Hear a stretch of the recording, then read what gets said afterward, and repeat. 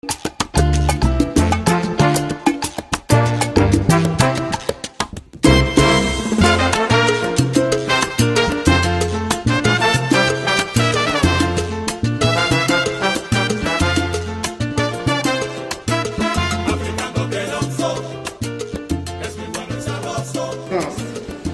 président de l'honorable député Moustapha Diakhaté, président du groupe parlementaire, qui est venu avec nous en réunion. Moustapha qui est parlementaire, mais je pense aussi qu'il est citoyen avant d'être parlementaire, qui est toujours à l'avant-garde des différents combats qui nous ont menés vraiment à ces changements. Je voulais donc m'en excuser. Il est bien clair, bien disposé dans la Constitution, que la souveraineté nationale appartient au peuple. Il n'exerce pas ses représentants ou bien par la base de référendum. Certes, les députés sont élus pour 5 ans.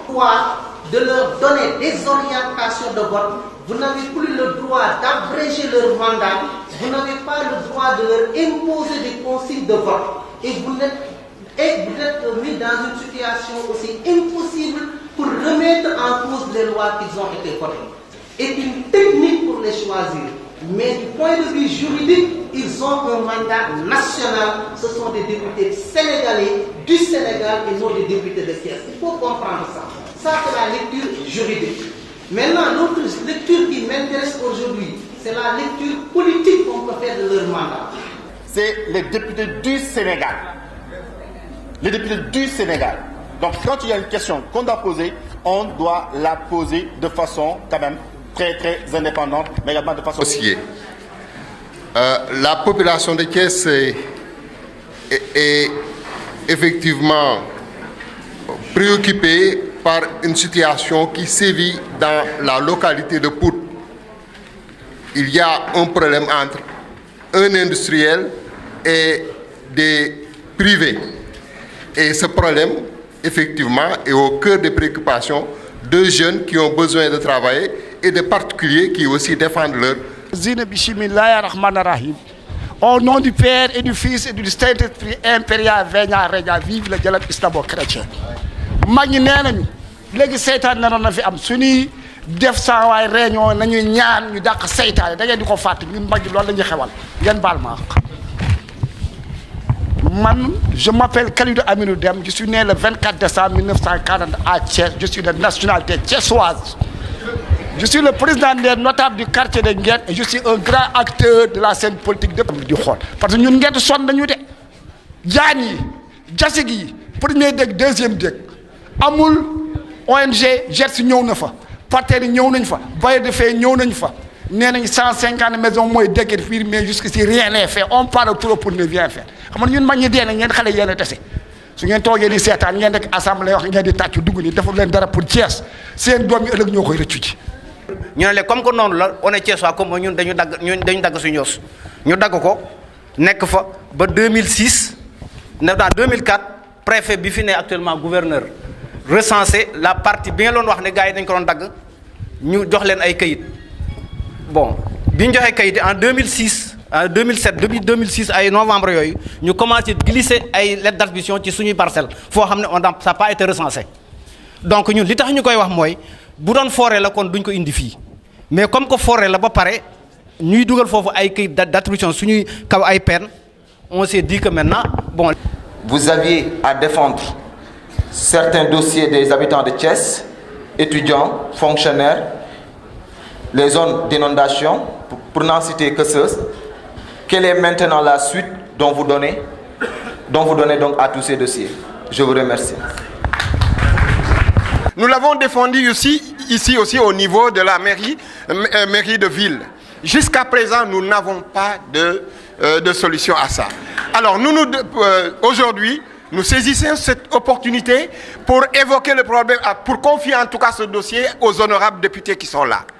Le deuxième problème, c'est celui... man li may wax mooy sànq maa ngi dégg tuuti coow ci biir salle bi na ngeen xam ne que ay gan lañu yor fii yu jógee biti réew ñëw fii na leen woon yar ak teggin photo bi toog ne ngeen gis ko muy Léopold Sédar Senghor maa ko fi indi 1962 man la ko Colette jox au palais ma indi ko fii mu ngi ñuy xool de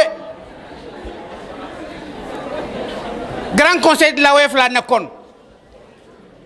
Que l'État aille dans le sens de la généralisation de l'éducation inclusive. La troisième, c'est l'érection de l'INEFJA en centre de ressources. Parce que nous considérons que pour parvenir à une éducation inclusive, il faudrait nécessairement des ressources capables donc d'alimenter donc ces écoles-là. La troisième, c'est la valorisation et la reconnaissance des diplômes issus des formations. Comme vous le savez, il y a beaucoup de problèmes dans nos écoles, particulièrement les grèves. Comment comptez-vous s'y prendre pour nous qui sommes les futurs? Et refuser de voter les lois scélérates. Je voudrais terminer également par ajouter qu'il est dit dans la Constitution que tout député qui transime, qui quitte un parti, il perd son mandat. Il faudrait également prévoir des dispositions que tout député qui vote une loi scélérate également doit perdre son mandat. Je vous remercie. Économique ou autre doit passer à l'Assemblée nationale, qu'il puisse y avoir un débat à l'interne pour qu'au moins que les populations sachent l'enjeu de cette loi qui doit passer et qu'ils puissent poser un certain nombre de questions par rapport aux députés qui les représentent. Osiva, je vous félicite pour votre travail remarquable. Mais je crois qu'il serait encore intéressant. N'oubliez pas qu'il n'y a que 20% de Sénégalais qui sont venus augmenter ses cotisations, ses inscriptions. Def ko fanweri junni. Ñun parents de élèves yi de bañ nañu. Lank nañu mënuñu ko. Ndax déjà li ñu yoré ci kër yi rek daf noo sonal. Juróomi doom weer wu ne doom bu ne bu école li ubbi nga fayal ko ñaari junni. Dans l'enseignement moyen secondaire, ñu xëy ni mani 40% yooyu nu ñu dugal ci école bi nañ ko yaxanal. Mais Bourgi, comment il s'appelle? Abbas Jaber, il a fait ses preuves ici. Dañu ne chemin de fer, c'est une question d'ordre national. Réew doomu réew moo koy defar. Réew askanu réew koy defar. Dama ne c'est extrêmement important. Le train voyageur ne circule plus. Ndax lan rien ne s'y oppose. C'est une question de souveraineté et de volonté. Une question de financement. Nañu financer la voie. Dara yàqu aussi. Les locomotives sont là. Nañ ko defar. Alhamdoulilah rabbil alamin. Camarades, dama ne ku defar Thiès defar Sénégal. Qui contrôle Thiès contrôle ce pays. Maintenant, un bachelier non inscrit, c'est pas normal. Gestion bu bonne là. Troisième chose, Assemblée nationale récemment ñi ngi wax ci affaire homosexualité ci dëkku Cheikh Ahmed Bamba Seydi Hadji Malick ak et autres. Il y a des choses yoo xamante ni député yi laa koy adressé bala ñuy jógati di jël yenn information yi ñu koy naan ay dañ koy voté ak duñ ko voté ak yooyu war nañ toog ñoom. moo tax liggéeyu député ñu bëri dañu foog na rek li ngay wax télévision ñu lay gis lool la déedéet mais lu bëri da ngay dox di wax di topp. La corruption. I have visited other parts of Africa, but this is my first time in Western Africa and first time to visit your lovely country. So I want to congratulate you on this very important occasion for this open dialogue with your parliamentarians. Je voudrais vous féliciter pour ce dialogue ouvert avec les parlementaires. C'est mon premier voyage. Non, lañuy taxawé. Lolu li ñuy wax ni taxul ñu né non ñi ngi régler non parce que rôle député amna ko fi wax légui moy jéma xol jafé-jafé askan wi pour dem yobbu ko ci kaw lolu la Tata Garmi wax légui mais aussi le contrôle de l'exécutif lolu muy ay rupture yo xamanteni ñi ngi koy xaar ci ñun président Moustapha Diakhaté ku ko dégg tous les jours day wax né amna lo xamné tambali dañ ko mais li gëna am solo defaguñ ko parce que population yi li ñuy xaar ci ñun moom mooy ko amul ku koy gunge amul ay ressources humaines yu koy gunge Diakhaté mii wax nu mu tudd wax na ne il était assistant parlementaire waaye dañuy wut quelques assistants parlementaires pour tout le parlement. moo am ci yim ci sànni complété président voilà président Moustapha Diakhaté moo am ñu ci sànni ci kaddu ñu ñëwaat ci askan wi delloo askan wi seen kaddu ñoom question ñu posé question yi nga xam ne pose nañ ko fii am na ay tontu buñ ci del ci waat nañ kin wat question yu bees loolu lay ñaan jërëjëf président na yaay kàddu ma jaale waa Thiès Mbaye Gana Kébé ndax Mbaye Gana Kébé dafa nekkoon conseiller technique conseiller culturel ci président assemblée nationale dëkk fii yàlla suñu national waxtaan ci woote loolu ñu tuddee conférence des présidents su ko defee ñu programmé ko balaa loolu sax dina am plénière buy am su ko defee président de l'Assemblée nationale wax ni jot nañ affaire sàngam lii ak lii en plénière journalistes yi ñu nga fa peuple bi ma nga fa ñëpp a nga fi su ko defee ñu programmé ñu examiner ko ci commission bi nga xamante ni bii mooy commission compétente ba assemblée am na fukki commission ak benn commission bu ci nekk bu projet de loi ñëwee yow lañ koy jox bu dee ci wàllu éducation commission éducation lañ koy jox bu dee ci wàllu environnement.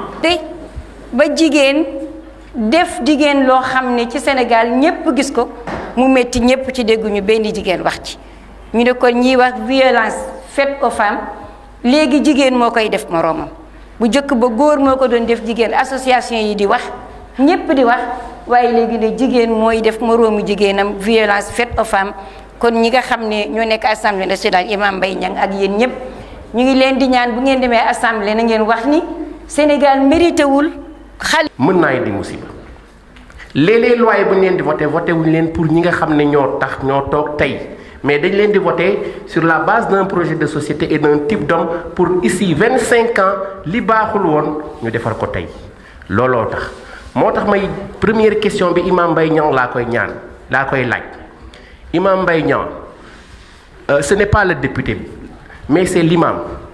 Est-ce que au temps du prophète Mohammed posture chef bi autorité bi ak responsabilité am dañ daan xaar ba mu génn ñu koy situé est-ce que ci biir exercice bi bu ñu gisee ni kat jum am na dañuy situer responsabilité jël sanction première question c'est-à-dire que au temps du prophète Mohammed est-ce que responsable qui est une structure qui a été construite depuis 1987 grâce à un partenariat avec l'État du Sénégal, l'ambassade des États-Unis et le Sénégal, donc ainsi que l'association nationale des albinos dont je dirige.